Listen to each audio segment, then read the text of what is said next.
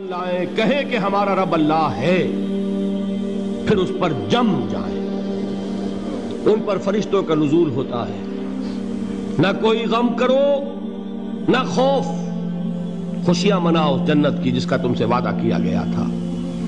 اللہ کی ربوبیت پر اطمینان جب انسان کو ہو جاتا، میرا رب اللہ ہے، ربی اللہ، انسان کے لیے نہ کوئی کھٹکا، نہ کوئی خطرہ، نہ کوئی خوف، نہ کوئی حزن۔ جو کچھ ہو رہا ہے کس کے اذن سے ہو رہا ہے؟ اللہ کے اذن سے۔ اللہ کے اذن کے بغیر پتا تک نہیں ہلتا۔ یہ کوئی اندھا بہرا مادہ نہیں ہے جس سے مجھے کوئی خوف ہو۔ اندھا بھینسا چلا آ رہا ہو اس سے تو ڈرنے کا ہر انسان کو ڈرنا چاہیے، نہ معلوم کس کو ٹکر مار دے۔ لیکن نہیں، اس کائنات کو چلانے والا ایک سمیع و بصیر خدا ہے، وہ جو میرا دوست ہے، میرا ولی ہے۔ اللہ ولی الذین آمنوا یخرجہم من الظلمات الی النور۔ اللہ اہل ایمان کا ولی ہے، ساتھی ہے، پشت پناہ ہے، مددگار ہے، حمایتی ہے۔ بتائیے جسے یقین ہو جائے کہ اللہ میرا مددگار، اللہ میرا محافظ، اللہ میرا پشت پناہ، اللہ میرا حمایتی، اس کے لیے کوئی خوف ہوگا؟ اس سے کوئی ڈر ہوگا؟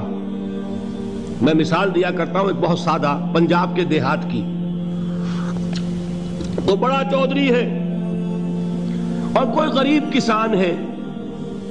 اس غریب کسان کے جانوروں کو ہر وقت اندیشہ ہوگا چوری کا، کوئی میری بھینس کھول کر نہ لے جائے، کوئی میرا بیل کھول کر نہ لے جائے۔ لیکن جس کے بارے میں یہ سب کو معلوم ہو کہ وہ جو بڑا چودھری ہے وہ اس کا دوست ہے، اس کی بچیا کو کوئی خوف ہوگا؟ اس کی بھینس پر کوئی ہاتھ ڈالے گا؟ اسے کوئی اندیشہ ہوگا؟ نہیں۔ کیوں؟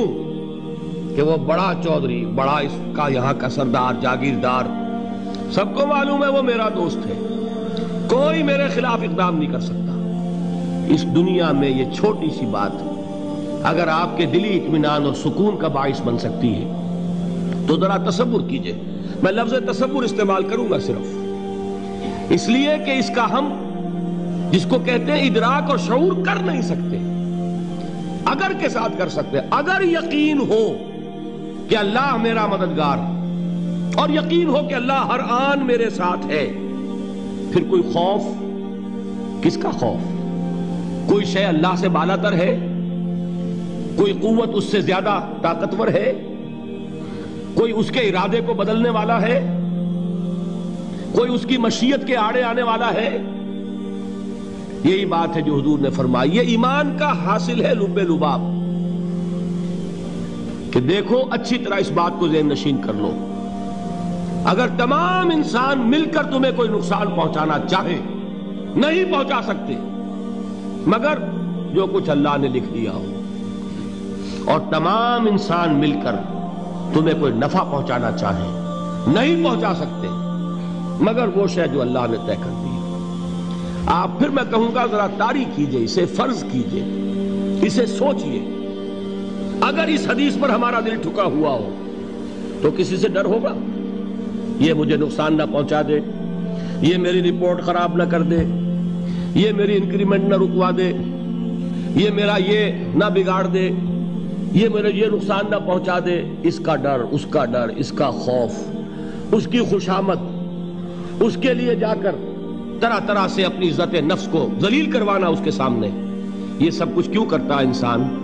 جب سمجھتا ہے کہ اس کے ہاتھ میں میرا کوئی نفع ہے، اس کے ہاتھ میں میرے لیے کوئی ضرر ہے، یہ مجھے کوئی غضب پہنچا سکتا ہے، یہ مجھے کوئی نقصان پہنچا سکتا ہے، یہ میرا کوئی کام بنا سکتا ہے، یہ میری کوئی ضرورت پوری کر سکتا ہے۔ اسی کا نام شرک ہے۔ جہاں آپ نے یہ سمجھا کہ غیر اللہ کے اندر کوئی طاقت موجود ہے، وہی شرک ہے۔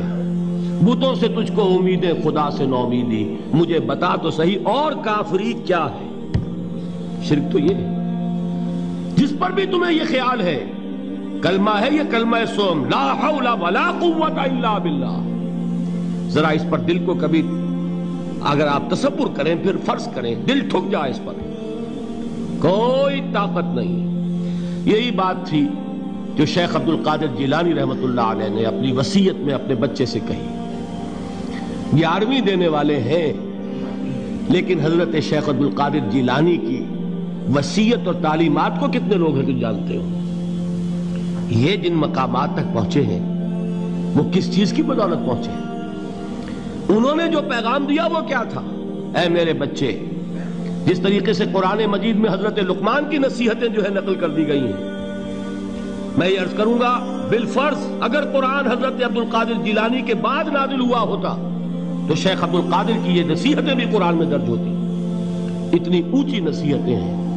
اے میرے بچے، اس حقیقت کو ذہن نشین کر لے، لا فاعل فی الحقیقت ولا مؤثر الا اللہ.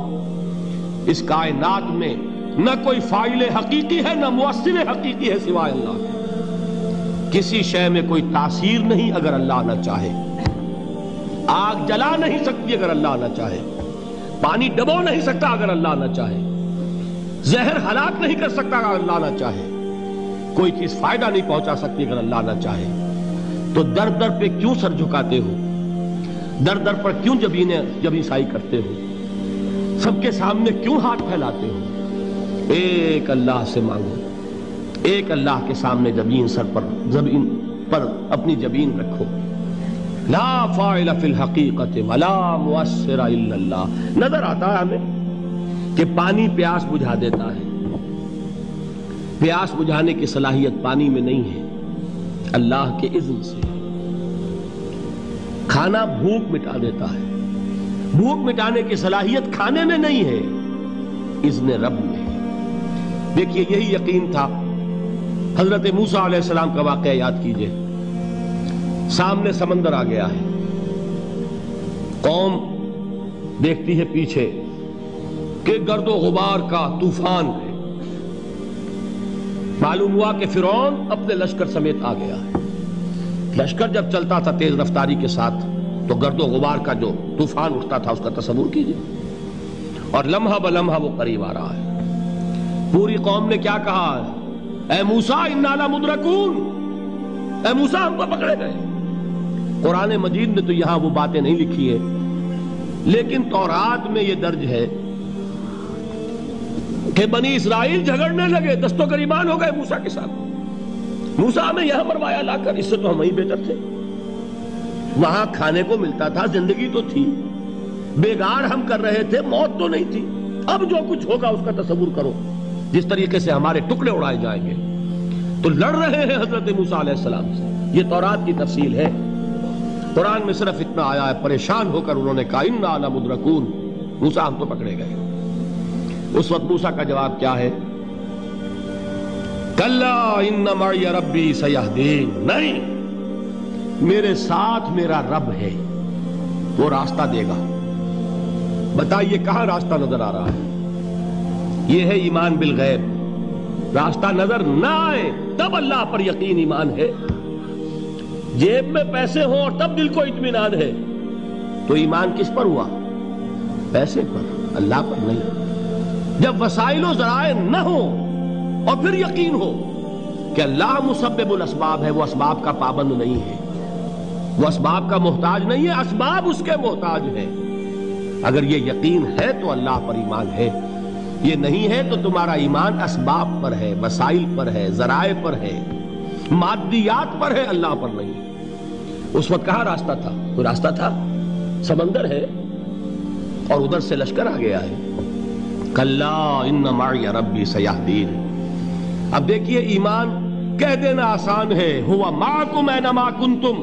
جہاں کہیں بھی تم ہوتے ہو اللہ تمہارے ساتھ ہوتا ہے. لیکن اس کا یقین قائم ہو جائے تو زمین و آسمان کا فرق واقع ہو جائے.